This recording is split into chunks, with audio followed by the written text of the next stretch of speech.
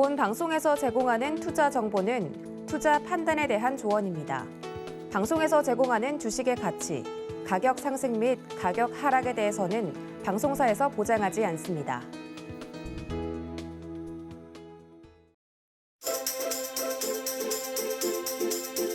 대한민국 1% 상위 투자자들을 위한 방송 블랙라벨 시작합니다. 블랙라벨과 함께해 주신 우리 시청자 여러분 반갑습니다. 저는 오늘 방송을 맡은 도지은이라고 하고요. 최고의 서울경제 수석위원님들과 함께하는 블랙라벨 방송이니만큼 많은 기대와 사랑 부탁드린다는 말씀 이야기를 나누면서 시작을 해보도록 하겠습니다.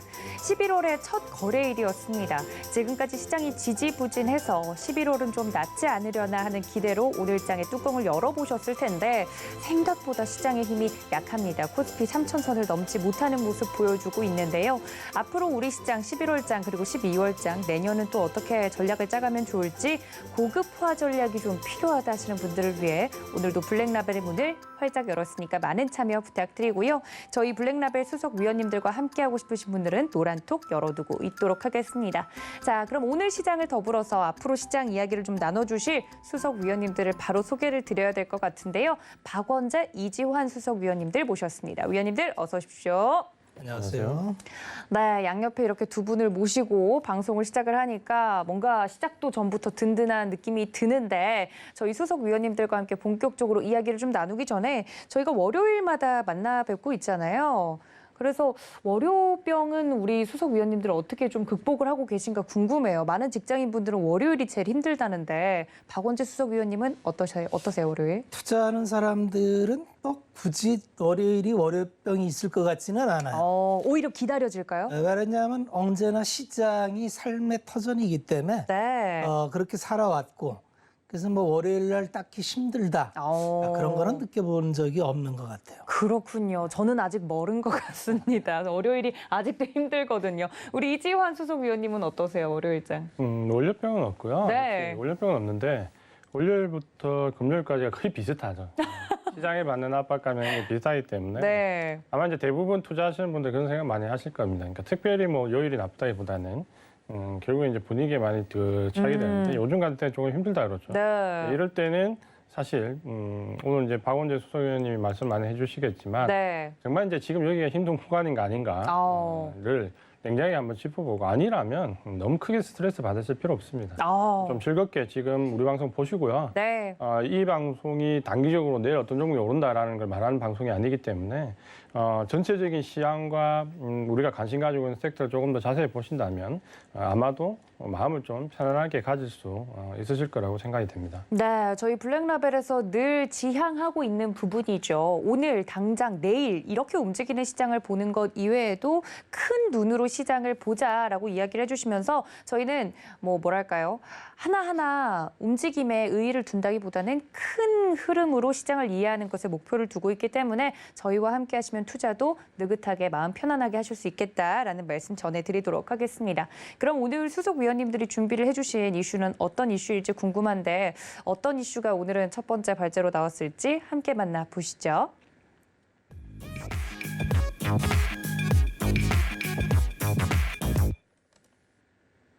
네, 자동차 이야기를 오늘은 좀 나누어 볼까 합니다. 두 수석위원님들께는 제가 시작하기 전에 말씀을 좀 드렸는데 저도 이제 드디어 자동차 운전면허가 생겼습니다.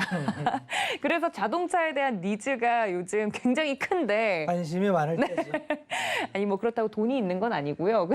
그냥 자동차에 대해서 이제는 조금 알고 싶다라는 생각이 드는 사회 초년생으로서 자동차 업계를 이렇게 보게 됐는데 문제는 이 자동차에서 시작되는 게 아니라 최근 반도체에서부터 자동차 업계로까지 좀 이 이야기가 이어졌던 것 같습니다. 반도체 품귀 현상 때문에 반도체 이외에도 이것 때문에 생기는 이제 자동차 업계의 문제들이 계속 시장에서 거론이 됐었는데 지금까지 자동차 업계는 어땠고 앞으로는 어떨 것인지 우리 수석위원님들과 이야기를 나눠보도록 하겠습니다. 저는 사회초년생으로서 자동차를 잘 모르지만 두 분은 정말 빠삭하게 알고 계시기 때문에 이야기를 나눠보도록 하죠. 최근 자동차에 대해 이야기가 많죠. 테슬라도 그렇고요. 테슬라에 대항하는 세력들도 그렇고요. 우리 박수석 위원님은 자동차 준비해 주신 모두 발언 들어볼까요? 자동차 산업을 바라보는 관점이 많이 달라지죠. 네. 원래 자동차는 운송수단이에요. 운송수단. 운송수단의 역사를 보면은 1920년 이전까지는 마차의 시대였죠. 그래서 그 이전에는 자동차라는 게 없었어요. 그래서 마차로 사람을 이동을 했는데 1920년대에 드디어 내연기관이라는 게 나오면서 아주 초보 형태의 네. 자동차가 나옵니다. 시대가 바뀌고 환경이 바뀌면 이렇게 새로운 문명이 들어오고 이 새로운 문명은 새롭게 정착을 하면서 여러 가지 경로를 그리는데 그러고 이제 100년이 지나가죠. 자동차는 다시 한번 근본적인 변화를 맞이하게 되죠. 100년 동안 유지해왔던 화석 연료를 기반으로 한 내연기관, 엔진이 내연기관에서는 전부였는데 이제 엔진을 드러내고 전기차의 시대로 넘어가게 되죠. 이 시대가 이렇게 빨리 올 줄은 아무도 몰랐어요. 사실은 5년 전만 해도 10년 전에 처음에 2차 전지가 나와서 전기차가 선을 보였을 때 누구도 전기차가 이렇게 일찍 대중화된다고 생각하지는 못했습니다만 급속한 기술의 발전과 전기 에너지를 일상에서 쓸 수 있는 편의성이 합리적인 가격까지 떨어지다 보니까 이럴 때는 보통 그 혁신적인 기업이 등장하는데 테슬라가 등장했죠. 그렇죠. 그래서 전기차, 자동차를 이제는 과거의 자동차, 내연기관차로 얘기하는 건 큰 의미가 없고요. 그러면 새로운 내연기관차를 떠난 전기차가 앞으로 가야 될 지향점은 또 어디까지 가느냐. 이 전기차로 구동이 엔진에서 모터로 바뀌는 것만 진행한다면 이 또한 큰 의미가 없어요. 문제는 전기차로 이전하면서 새로운 플랫폼인 자율주행하고 연결이 된다는 거죠. 그렇죠. 자율주행하고 연결되면 이거는 플랫폼의 변화가 됩니다. 플랫폼의 변화라는 건 새로운 부가가치를 얹을 수 있는 거예요. 지금까지 산업 섹터의 구성비를 보면은 가장 크게 점유했던 산업이 당연히 이제 제약 바이오 산업이 가장 큽니다. 네. 이게 한 1,400조 정도의 캐파를 갖고 있고 두 번째로 큰 산업이 이제 자동 1,000조 이 정도 물경.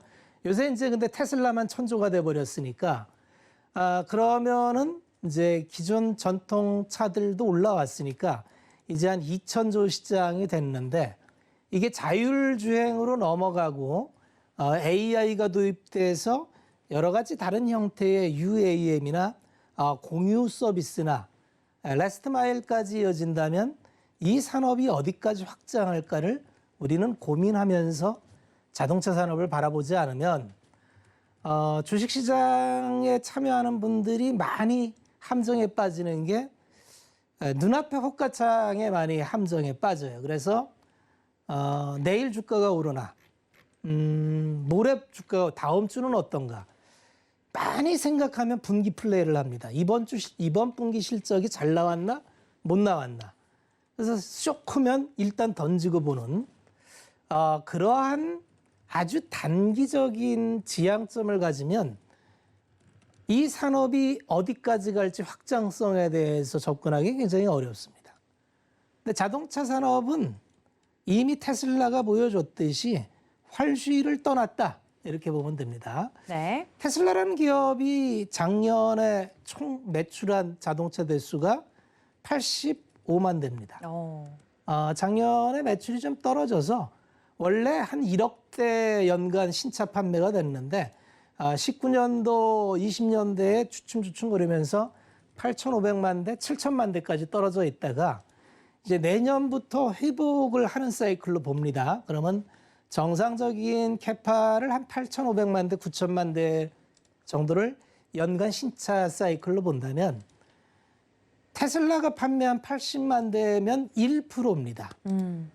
신차 판매의 1%를 차지한 자동차가 그냥 자동차 업계뿐만 아니라 전 산업에 공통되는 빅테크 기업 5위 안에 들어갔죠. 천조가 됐으니까. 이것이 시사하는 바는 굉장히 크다고 봐야죠. 테슬라가 지향하는 바는 결국 미래 자동차의 확장성을 땡겨서 갖고 가는 거고, 그러면 100년 이상의 전통을 가진 기존 자동차들은 어떤 스탠스를 취할 거냐? 결국은 같은 길을 간다고 봐야 돼요. 테슬라가 먼저 보여줬고, 미국에서 테슬라가 전기차 신차 부분에서 한 75%를 점유했는데 굉장히 빠르게 이제 다른 회사들이 전기차 부분을 따라잡고 있습니다. 현대차의 아이오닉도 굉장히 빠른 속도로 가고 있어요.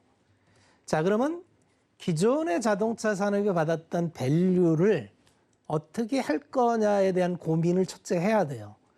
불행하게도 대한민국 시장은 수급적인 요인과 중국과 같이 가는 요인 두 가지가 묶여 있어서 지금 9월, 10월 주가 성적을 보면 OECD 꼴찌입니다.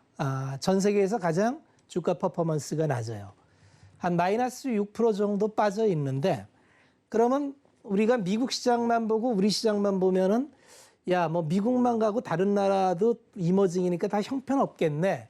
이렇게 생각하신다면 한번 세계 주가 차트를 한번 쳐보시기를 권고드립니다.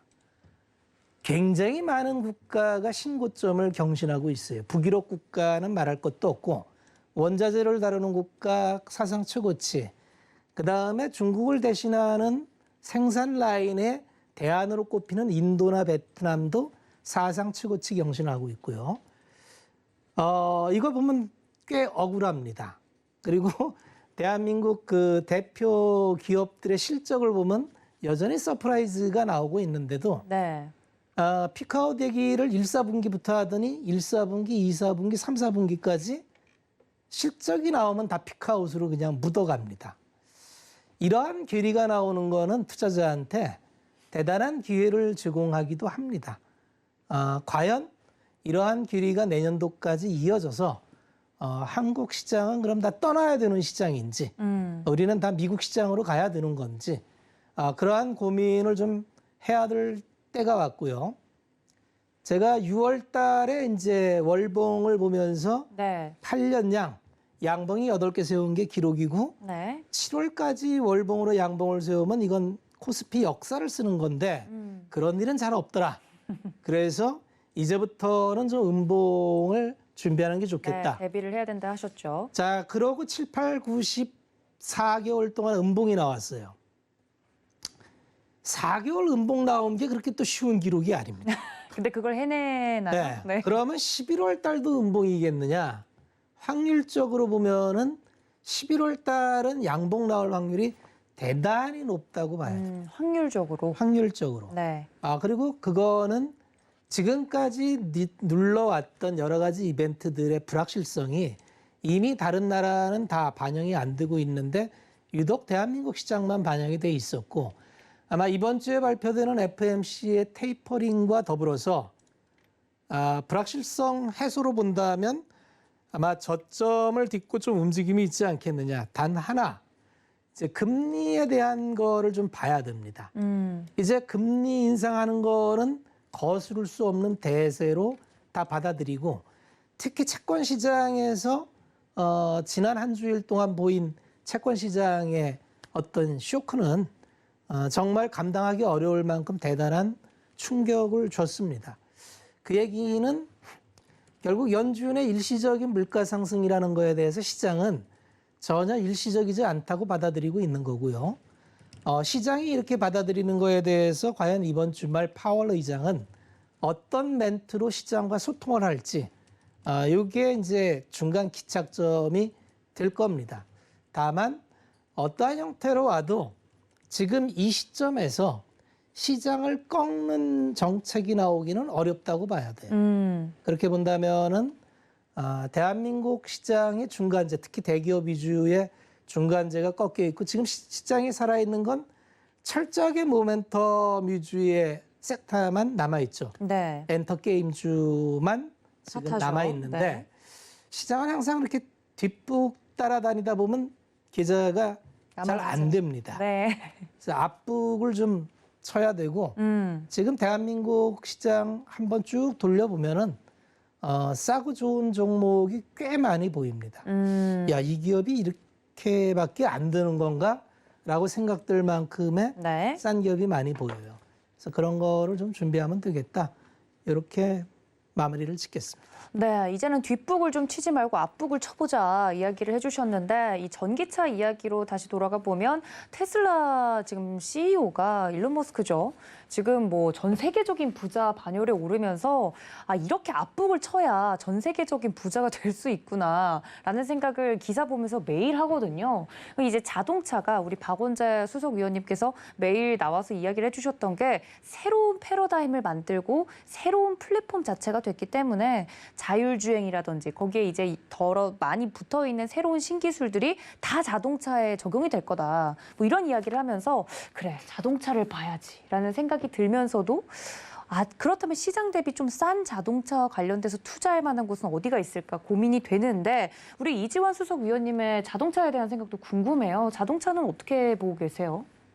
거의 비슷한 시각입니다. 네. 저도 좀 전에 이제 박원재 수석위원님 말씀하신 것처럼 이게 제가 이제 오늘 제목은 이제 위기냐 기회냐 이렇게 잡았는데 네. 한편적으로 공급 부족이나 지금 현재 생산과 관련된 부분으로 보면 뭐 크게 좋을 건 없을 것 같고요. 위기라고 볼 수도 있고 다만 이제 기회로 본다면 좀 전에 말씀하신 것처럼 전기차나 혹은 자율주행 보통 이제 이런 우리가 새로운 형태의 패러다임을 다 묶어서 이제 만약에 스마트카라고 얘기를 많이 하는데 이 스마트카로 넘어가는 과정으로 본다면 굉장히 이제 엄청난 기회가 되는 거죠. 그러니까 제가 지금 이제 시각을 어디에 놓고 있느냐에 따라서 위기로 볼 수 있는 사람들도 있을 것이고 기회로 볼 수 있는 사람들도 있을 것인데 일단 제가 올 한 해 동안 큰 기조로 봤을 때는 자동차는 계속 관심주다라고 방송에서 말씀드렸는데 네. 한 번도 매수한 적이 없습니다. 그러니까 작년에 제가 매수를 했다 1월 달에 매도를 한 이후에 한 번도 관심 종목이긴 하지만 매수를 하지 않았다고 말씀을 드렸는데 네. 지금 정도는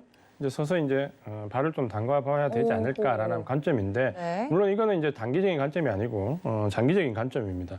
그러니까 거시적인 부분을 우리 박 수석 의원님께서 말씀하셨으니까 저는 좀 구체적인 부분을 좀 보면 네. 지금 현재 이제 반도체 공급 생산 차질은 전체적으로 보면 좀 쉽게 제가 말씀을 드리겠습니다. 한 1,000만 대 정도 글로벌하게 생산 차질이 있었습니다. 그러니까 1,000만 대 정도 되는데 전체 이제 예상 수요가 올해 한 8,700만 대인데 요 정도에서 이제 한 1,000만 대 정도 되면 한 11% 조금 넘습니다. 그러니까 생산 차질로 지금 현재 컨센서스를 하회하는 거는 한 11.6%. 요 정도로 지금 생각을 하면 될 것 같고요. 그럼 단순하게 우리가 좀 쉽게 이해를 하시려면 지금 현재 3분기 실적이 나오는 종목도 이렇게 여러 가지 비율로 대비를 했을 때 한 10% 내외 정도 하회하는 거는 그냥 일반적으로 받아들이시면 될 것 같고요. 만약에 여기서 지금 이제 오늘 그 현대위아처럼 영업이익이 한 40% 넘게 빠진다 이러면 이제 예상치 못한 이제 우발적인 변수가 좀 생겼다 이렇게 좀 이해를 하시면 편하게 이해를 하실 수 있을 것 같습니다. 전체적으로 이제 생산 차질 규모는 뭐 당연히 북미가 가장 심하게 지금 생산 차질을 빚었고 그다음 유럽이고 중국이고 그다음 이제 한국과 일본인데 한국이 상대적으로 생산 물량에 비해서는 생산 차질 규모가 좀 적습니다. 근데 요거 이제 실적 때 제가 다시 말씀드릴 건데 생산 차질 규모는 적은데 실적에 대해서는 이제 가혹하게 좀 적용을 한다 그렇죠. 네. 그 부분이 좀 아쉬운 bu분인데 현대와 아마 이제 지금 제일 관심 가진 게 현대차와 기아일 것 같은데 네. 기아 같은 경우는 지금 실적이 3분기 괜찮게 나왔습니다. 영업이익이 오히려 이제 시장 전반치 컨센서스보다 한 6.8% 상회했습니다. 그러니까 시장이 컨센서스보다 한 10%, 11% 빠지는 거는 그냥 무난하다라고 보시면 된다고 했는데 기아는 이제 이걸 좀 넘어서면서 생각보다 좀 좋았고요. 현대차는 한 5% 정도 빠졌습니다. 그러면 전체적으로 컨센서스 한 11% 내외인데 5% 정도 빠지면 사실 그냥 양호하다고 볼 수 있습니다. 그렇게 본다면 현대차와 기아는 글로벌 완성차 업체 중에서 실적이 그래도 좀 양호했다라고 좀 보시면 되는데 이제 주가 등락은 그러지 못하죠. 왜냐하면 이제 포드 같은 경우는 현대차보다 훨씬 더 낮은 컨센서스에서 주가가 이제 하루에 10% 넘는 급등이 나와버렸는데 기아나 현대차는 이제 그런 모습은 아니거든요. 그러니까 이 부분은 이제 뒤쪽에 좀 더 보면 네.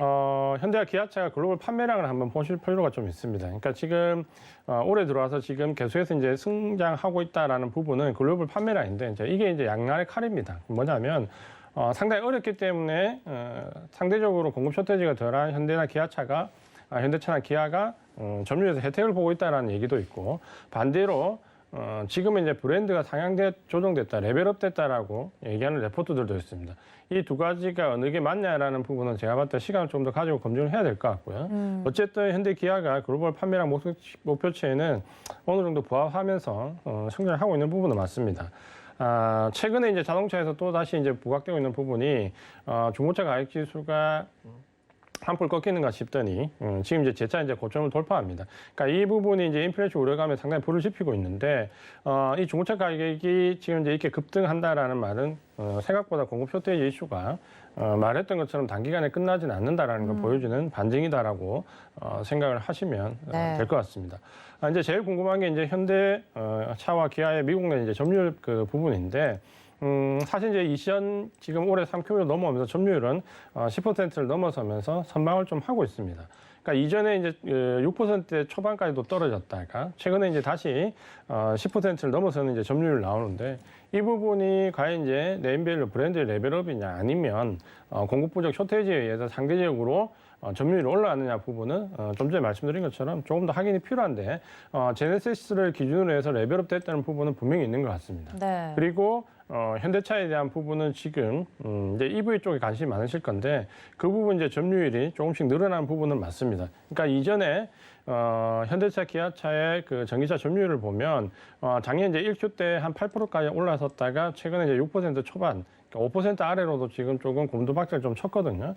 그러니까 이 이후에 지금 바닥을 다지고 다시 조금씩 턴어라운드 되는 부분은 맞습니다. 다만 지금 이제 생각했던 것보다 작년에 8%대 가까이 점유율을 올라갈 때 10%대 넘어가지 않겠냐라는 예측을 올해 많이 했는데 그런 모습은 나오지 않았고요. 네. 그런 걸 본다면 지금 이제 경쟁이 점점 더 치열해지는데 요걸 이제 한번 정리를 해보면 결국 현대차나 기아는 지금 이제 공급 쇼테이지와 관련돼서 우위를 조금 점했던 부분은 분명히 있지만 스마트카 쪽으로 약진은 생각했던 것보다는 조금 약한 부분이 맞습니다. 그러니까 그 정도 선에서 이해를 하시면 될 것 같고요. 네. 전반적으로 지금 현재 자동차 업종에 대해서 상당히 관심 많이 가지고 보실 수 있는 위치인데 네.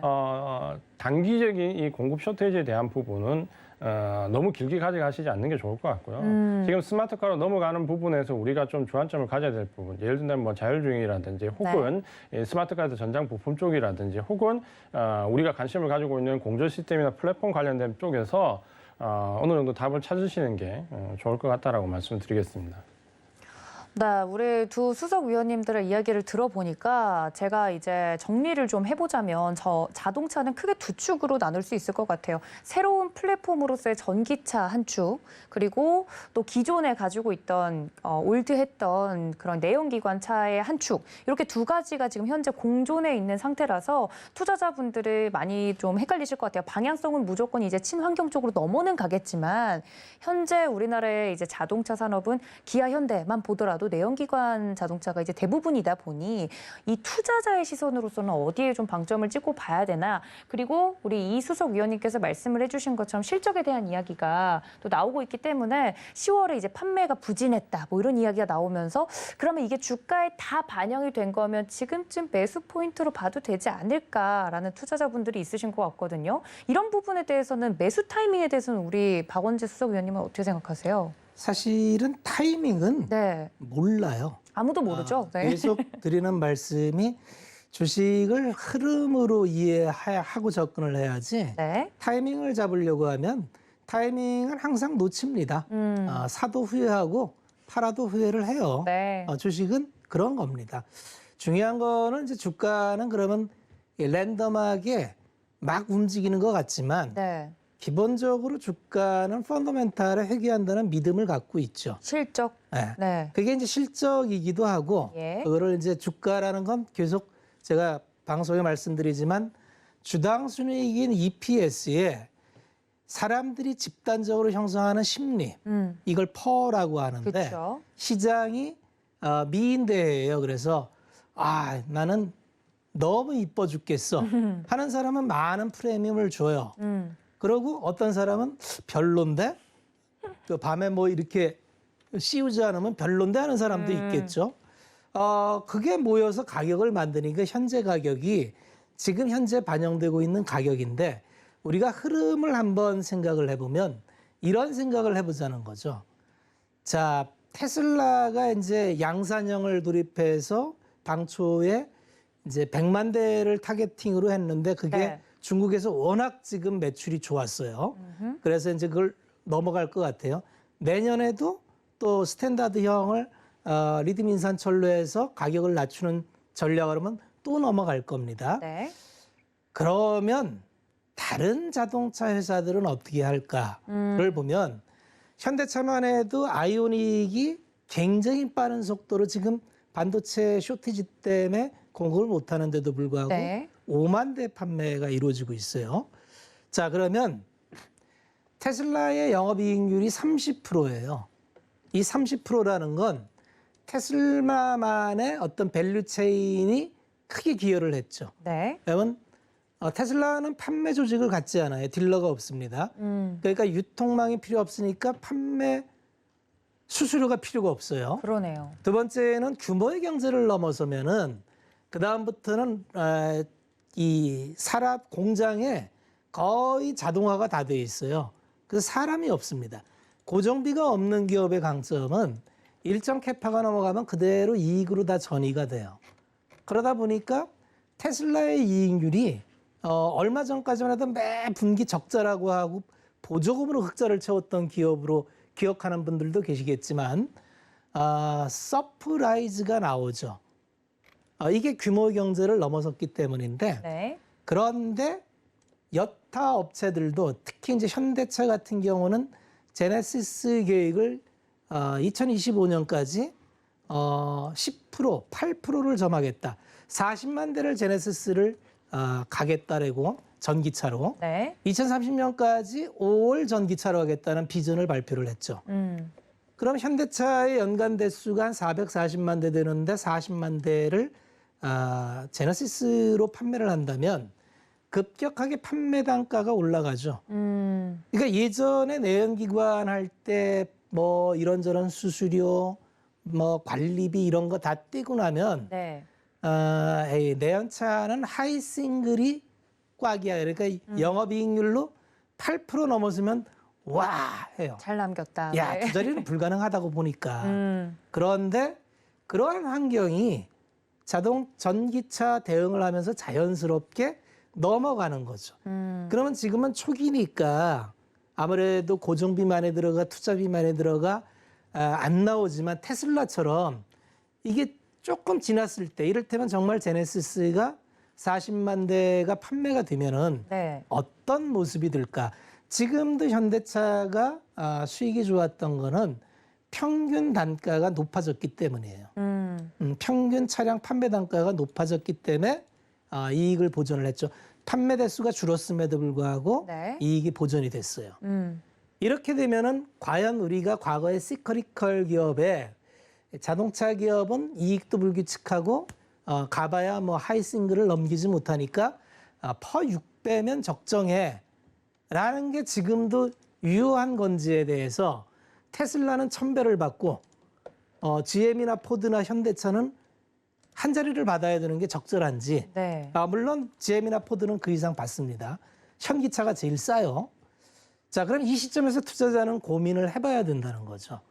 나는 이 포지션에서 들고 한번 가볼란다. 언젠가 만나겠지. 네. 그렇게 본다면 이 갭을 좁혀지는 것만 해도 업사이드가 꽤 있어요. 꽤 나옵니다.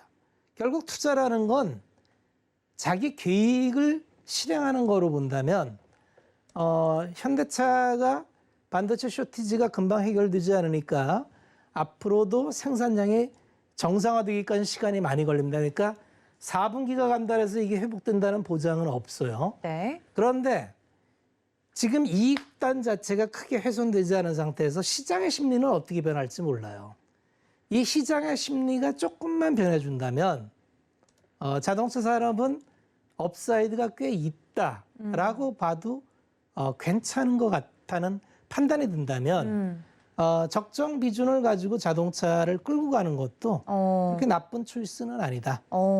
그렇게 봅니다. 네, 확실히 글로벌 시장 대비 국내 자동차 기업이 좀 저평가를 받고 있는 것은 확실히 맞더라고요. 수급 문제가 커요. 수급 문제, 네.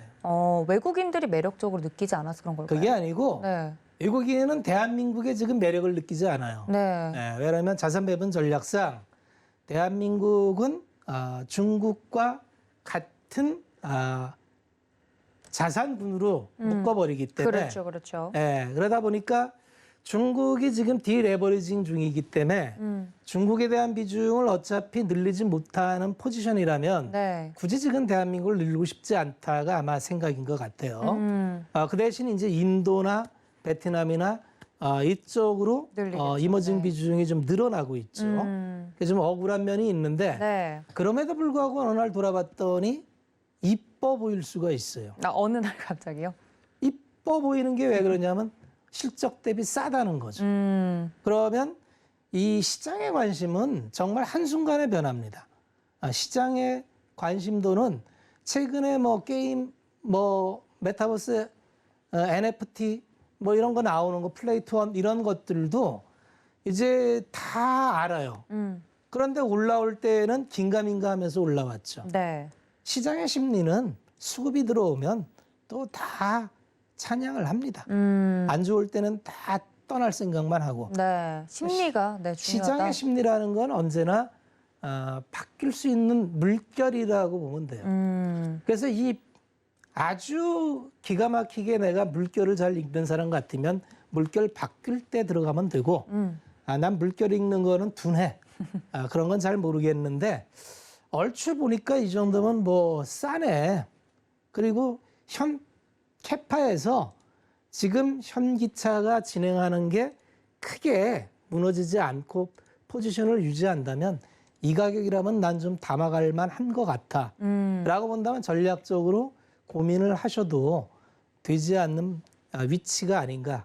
그런 생각을 좀 해봅니다. 알겠습니다. 이 사실 뭐랄까요? 외국인 수급에 대해서는 우리 이수석 위원님도 이야기를 자세하게 해주셨던 부분이 있는데 동의하십니까? 일단 이제 제가 말씀드리고 싶은 부분은 아마 시청자분들이 제일 궁금한 부분은 네. 결국 이제 지금 현재 이 공급 쇼트웨이지와 관련된 부분에서 지금 상황이 어떻게 생각하고 있냐 부분이 아마 제일 궁금하실 겁니다. 네. 지금 일단 공급 쇼트웨이지와 관련된 부분에서 뉴스는 좋지 않은 방향으로 많이 나오고 있습니다. 그러니까 일부 그러니까요. 10월 이후에 지금 현재 시장의 방향에서 특히 포드나 GM발에서 공급 쇼트웨이지의 가장 하이라이트 구간이 지났다라는 부분이 대두되면서 네. 바닥권에서 자동차 종목들이 대부분 상승을 했는데 상승 1차 이후에 지금 11월로 접어드는 10월 말부터 공급 쇼트웨이지가 아마 1분기 넘어서 내년 계속될 수 있다라는 우려감이 일단 많이 나와 있습니다. 그렇다면 지금 현재 실제 그 공급 쇼트웨이지 부분이 어떻게 되어 있냐면 우리가 지금 현재 그 자동차 관련된 부분에서 반도체 부족하다라는 부분은 특히 그 아날로그 반도체하고 웨이퍼입니다. 그러니까 둘 다 뭐 어떻게 보면은 수십만 원대 부품보다는 뭐 기껏해야 몇천 원 아니면 만 원, 2만 원대 부품인데, 그러니까 이 부분이 부족해가지고 지금 고가 자동차를 못 맞추는 사태가 들어왔는데 네. 그렇다면 이 공급 우리 아마 시청자분들이 느끼는 게 있는 걸 겁니다. 아니 그럼 그렇게 싼 부품인데 저 공급을 늘리지 못하나라는 부분인데 사실 이제 그 움직임이 올해 1분기부터 있었습니다. 그러니까 연초에 자동차 종목들이 급등한 이후에 이 반도체가 이슈가 되면서 사실 말레이시아나 베트남이나 특히 남미 쪽에서 공장 증설이 일부 이루어졌습니다. 다만 이 부분이 지금 현재 코로나19라는 봉쇄 조치 때문에 실제로 공장이 증설된다 하더라도 공장이 돌아가진 않았습니다. 그러니까 증설만 하고 실제로 거기서 공장을 돌리지 못했는데 그 공장이 증설된 부분이 대부분 1분기 후반기부터 시작을 했고 그렇다면 이제 이 증설된 부분이 실제로 반도체가 공급되는 거는 올해 4분기와 내년 1분기 정도면 대부분 이제 증설된 물량들이 돌아갑니다. 그러니까 이 부분이 전체 공급 부족 물량을 다 커버하느냐 못하느냐 문제는 물론 이제 2차적인 문제인데 일단은 지금 공급 쇼트웨이지가 났던 부분의 하이라이트 구간은 지났다라고 일단은 봐야 될 것 같습니다. 이제 그렇게 본다면 지금 현재 아마 공급 쇼트웨이지에 대한 부분이 계속해서 나오지만 제가 봤을 때는 아마 11월 말이나 12월 초에 들어가면 이 증설에 대한 얘기가 본격적으로 나올 것 같습니다. 그러면 아마 쇼트웨이지에 대한 부분이 일정 부분 해결이 좀 될 것이고 네. 그다음에 이제 한 가지 우리가 또 지켜봐야 될 부분은 이 자동차에 관련돼 있는 아날로그 반도체가 공급이 조금씩 숨통이 트였다는 부분은 거꾸로 얘기하면 사실 반도체 관련된 종목들에서 다른 그 파트 쪽, IT 기기 쪽에서 이 풍선 효과처럼 쇼트웨이지가 나는 거거든요. 그 부분이 이제 애플에서 이제 최근에 가장 크게 불거졌는데 그렇게 본다면 지금 자동차 업종은 어쩌면 바닥을 지금 이제 좀 다져가는 중에 있을 수도 있다라는 부분이죠. 그러니까 결국 저도 지금 박수성 의원님과 의견은 비슷한데 네. 여기서 좀 장기적인 시각으로 가시는 분이라면 비중을 일부 한번 이제 발을 한번 슬쩍 담가봐야 되는 시점은 분명히 도래했습니다. 그러니까 이 시점은 물론 이제 단기적인 투자 관점에서는 절대 안 되겠죠. 왜냐하면 지금 실적 시즌에 들어와서 특히 우리나라 같은 경우는 이 컨센서스를 굉장히 타이트하게 잡았습니다. 왜냐하면 제가 이번에 그 현대위아 실적 발표를 보면서 사실 그 정도 실적이면 만약에 현대위아가 미국에 있었다면 아마 제가 봤을 때는 실적 발표에 올랐을 수도 있을 것 같습니다. 근데 지금 이제 전년 대비해서 물론 이제 40% 정도 뭐 컨센서스 하했다 이렇게 얘기 나오는데 전반적으로 이 잣대가 지금 현재 우리나라는 3분기 실적이 굉장히 높아져 있고 미국은 굉장히 낮아져 있기 때문에 상대적으로 결국은 이 주가라는 게 심리에 영향을 주는 거는 어떤 펀더멘탈적인 부분보다는 지금은 컨센서스에 충족하냐 못하냐의 일단 상대적 개념이거든요. 이제 그렇게 본다면 경험적으로 이렇게 타이트하게 갔을 때는 오히려 그 섹터가 제가 볼 때는 바닥인 경우가 상당히 많이 있었습니다. 그래서 그렇게 본다면 좀 긴 시각으로 장기적으로 본다면 한 번쯤 우리가 관심을 가져봐야 될 구간에 좀 들어와 있다라고 말씀 좀 드리겠고 잠깐 차트를 잠깐 하나만 좀 네네. 띄워보겠습니다. 그 기아 차트를 한번 월봉으로 그러니까 좀 길게 보시는 분들 한번 대조상으로 월봉으로 한번 보면 네. 지금 기아 같은 경우는 2월 달에 나왔던 고점이 10만 2천 원이고 그때 저점이 한 7만 4천 정도 되는데 결국 이 2월 달에 나왔던 고점과 저점이 지금 1년 내내 그 박스 안에 들어와 있습니다. 그러니까 2월 달에 고점을 넘어가지도 못하고 있고요. 지금 이제 11월 달인데 2월 달에 저점을 이탈하지도 않습니다. 그러니까 이 말은 뭐냐면 2월 달에 크게 하이라이트권에 들어왔을 때 고점과 저점 구간에서 지금 행보를 하고 있다는 건데 물론 이제 이거를 지금 연초부터 계속 보유하고 계신 분들은 이 8개월 동안의 이 행보 구간이 상당히 답답할 수 있는데 이거를 조금 더 역외관계로 좀 본다면 뒤집어서 본다면 사실 이 정도 고점권에서 이 정도 가격되면 예전 같으면 지금 내려갔어야 정상이거든요. 근데 기술적으로 보면 그럼 2월 달에 저점을 이탈하지 않고 지금 11월 달까지 행보를 하고 있다는 것은 제가 봤을 때는 공급 부족 쇼테이지와 관련되는 단기적인 이슈는 이 주가를 누르지만 그 누르는 정도가 예를 들어서 우리가 초반에 말씀드렸던 스마트카나 이 관련된 부분 장기적인 시각으로 본다면 결코 이제 이게 누르는 정도가 가격을 아주 아래쪽으로 끌어내리는 역할까지는 하지 못한다는 거죠. 근데 그렇게 본다면 좀 장기적인 시각으로 보시는 분이라면 예를 들어서 기아 같은 경우는 7만 4천에 이번에 2월 달에 저점을 기점으로 해서 좀 장기적인 시각으로 조금씩 분할로 매수에 들어간다면 제가 봤을 때는 빠르면 4분기 12월 늦어도 내년 1분기에는 어느 정도 원하시는 결과를 조금씩 만들어가는 과정에 좀 들어갈 수 있지 않을까라고 말씀을 드리겠습니다. 네, 아니 앞서서 박수석 위원님께서 시장에서 심리가 굉장히 중요하다 이런 이야기를 했는데 최근 이 자동차 관련된 업계에서 나오는 여론들이 좋지 않았거든요. 10월달 실적이 너무 부진하다. 반도체 하나가 없어서 지금 자동차를 못 팔고 있다 이런 이야기가 나오고 있는 가운데 아주 장기적인 관점으로 보면 지금 어느 정도 접근이 가능한 발 정도는 담아볼 수 있는 그런 시기가 또 온 것 같다라고 이지원 수석위원님께서 투자 팁을 좀 드린 것 같습니다. 빠르면 내년 1분기 정도에는 수익이 날 거다. 근데 이제 뭐 1분기에 그 하는 건 아마 박수성 의원님 동의하지 않을 겁니다. 저도 동의하지 않고 좀 길게 가져가요. 그러니까 그건 장기가 아니잖아요. 그때 왜냐하면 보면. 네. 이 스마트카라는 부분은 지금 우리가 생각하는 것보다 그냥 단순하게 전기차, 자율주행 여기만 국한되지 않습니다. 그러니까 산업 자체가 바뀌는 거고 특히 이제 전장 부품 관련된 쪽은 IT와 결합된 쪽에서 네. 정말 어떤 시너지 효과가 크게 날지는 모르기 때문에 사실 지금 제가 좀 전에 기아 이 차트를 보여준 이유가 네. 사실 정상적인 주가 흐름에서 이런 차트가 나올 수가 없거든요. 아. 주가라는 거는 예를 들어서 고점이면 내려와야 되고 저점이면 네. 올라가는 식으로 사이클을 만드는데 2월 달에 고점 저점은 지금 1년 가까이 지금 벗어나지 못한다는 거는 뭔가 우리가 이제 속칭 얘기하는 어느 정도 노림수도 있다라고 보셔야 됩니다. 어허. 그런가요? 박 의원님은 어떠세요? 최근에 반도체가 계속 논란이 있었죠. 네, 그렇죠. 현물가가 결국 고정가를 끌어내릴 것이다 했는데 생각보다 많이 떨어졌어요. 네. 그런데 하이닉스는 올라요. 그러니까요. 네, 그게 시장이에요. 어. 그래서 우리가 분석을 하고 분석대로 주가가 가면 얼마나 편하겠습니까마는 시장은 굉장히 그 반대의 경우를 많이 보여줘요. 결론은 뭐냐면 기업이 확장성을 갖고 계속 바라볼 게 있는 기업과 더는 확장성을 바라볼 게 없고 이제부터는 정말 피크아웃, 화학기업 같은 경우가 대체로 좀 그런 경우가 많은데 네. 이 실적이 나왔음에도 불구하고 더는 기대할 게 없는 섹터와 지금은 좀 기대치에 못 미치지만 앞으로 계속 기대할 게 남아있는 섹터는 분명히 다릅니다. 결국 투자자는 그래서 이 시기열을 이제 나는 단기 투자를 하는 투자자냐, 네. 분기 플레이를 하느냐, 대부분 분기 플레이를 넘어서지 못해요. 그런데 대체적으로 주식에서 정말 큰 부를 일군 투자자들을 보면 분기 플레이를 넘어갑니다. 대체적으로 시장의 흐름을 보고 가는 투자자가 많아요. 그러지 않고는 시장에서 정말 그 혁신 기업이나 선도 기업을 동행하기는 어려워요. 분기 실적 안 났다는 데서 던져버리면 테슬라를 투자할 수 있었을까요? 그 수많은 노이즈. 아마 30%에서 60% 사이를 한 4-5번은 왔다 갔다 했을 텐데 지금 5년 내에. 근데 5년 동안 테슬라라는 혁신 기업을 내가 믿고 투자를 했다면 그 어떤 주식에 투자한 것보다 보상을 많이 받았죠. 적어도 한 50배 정도의 성과를 받았을 텐데 네. 결국 주식 투자라는 거는 내가 내 자본을 가지고 내가 창업하지 못하고 내가 혁신 기업을 만들지 못하는데 나를 대신한 누군가를 만나는 일이라고 본다면 그러면 나의 자본을 태우는 거죠. 이게 사실은 주식 투자의 본질적인 의미입니다. 그렇죠. 그래서 템버거 뭐 이렇게 10배. 사실 주식이니까 가능한 거예요.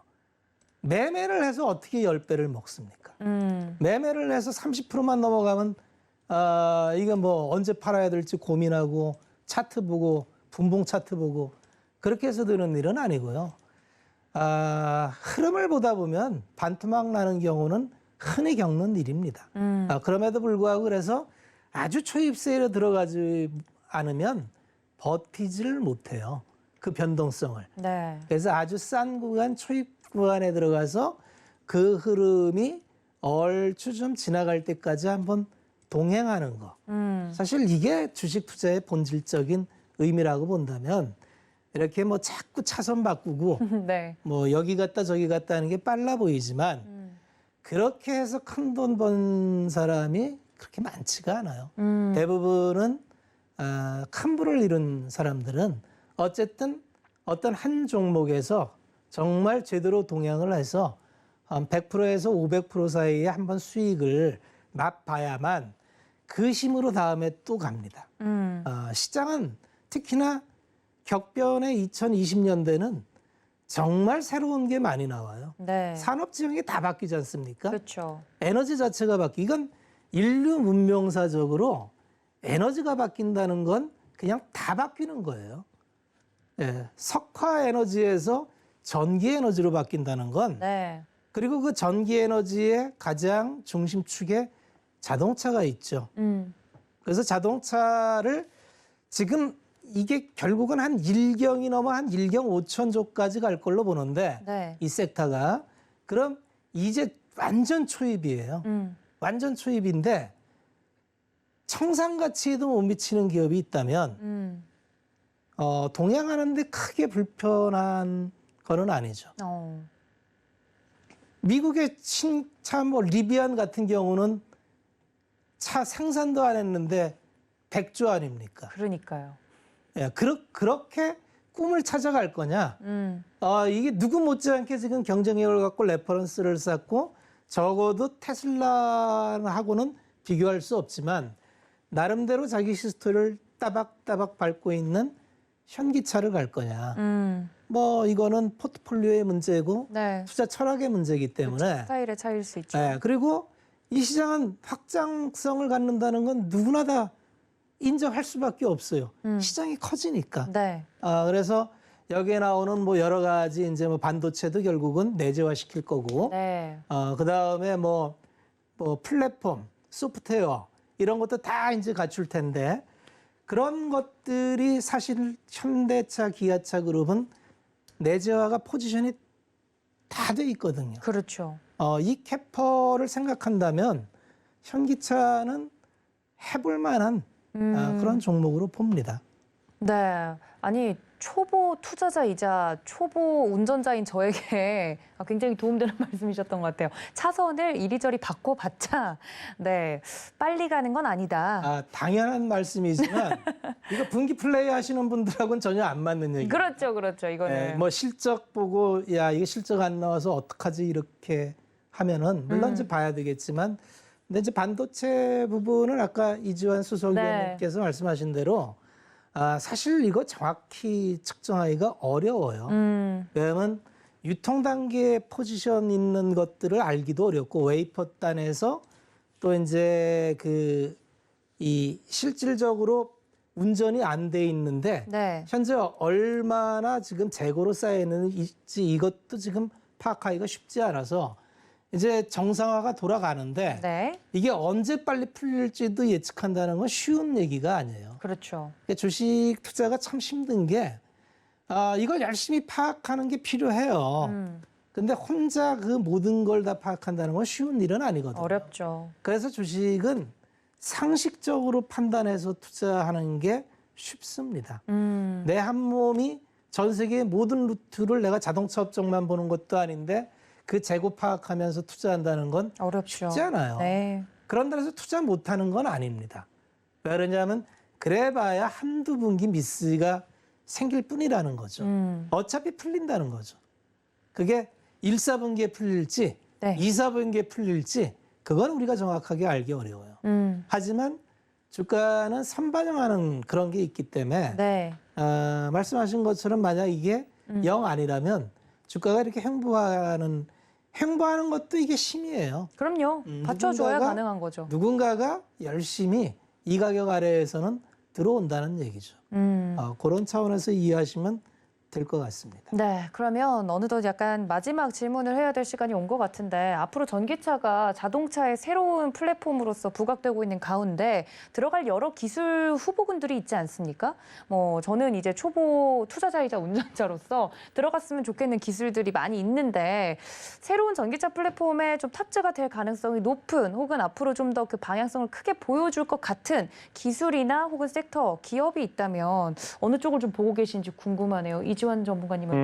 일단은 이제 제일 관심사가 아마 자율주행이실 거고요. 네. 그다음에 스마트카, 그다음에 전장 부품, 그리고 이제 전기차 관련된 넘어오면 결국 이제 지금의 2차 전지 관련된 부분이 가장 크게 이슈화 되고 있지만 네. 아마 이제 2차 전지는 제가 봤을 때 섹터는 굉장히 커지겠지만 경쟁은 이제 더 치열해질 것이고 지금은 IT 업체들이 2차 전지 쪽에 들어와 있지만 결국 이제 완성차 업체들이 본격적으로 발을 디딜 것이고 그 안에서 이제 옥석가리가 이제 치열하게 진행이 될 겁니다. 결국은 지금 이제 우리가 기대치가 높은 만큼 그만큼 경쟁이 치열해지는데 결국 이제 거기서 어떻게 옥석을 가리느냐 부분이 가장 중요한 부분이 될 것이고요.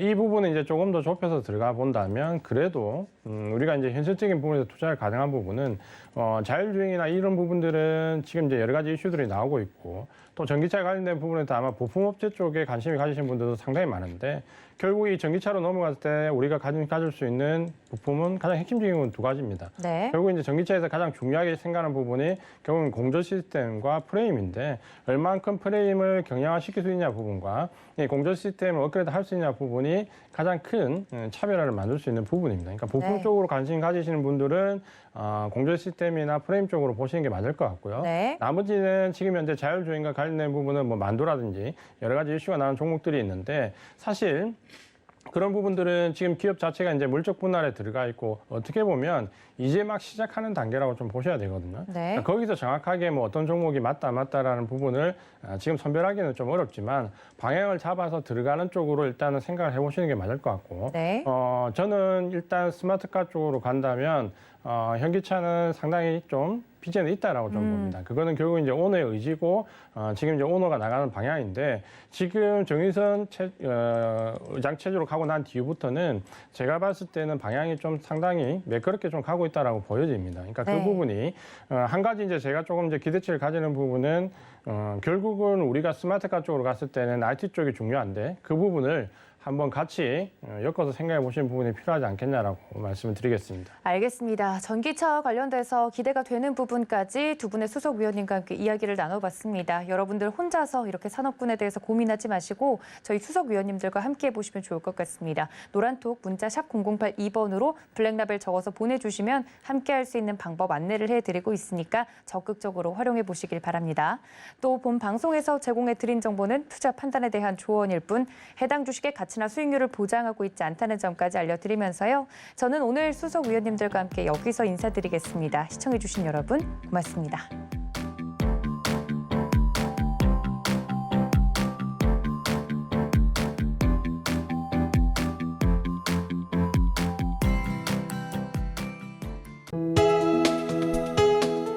본 방송에서 제공하는 투자 정보는 투자 판단에 대한 조언입니다.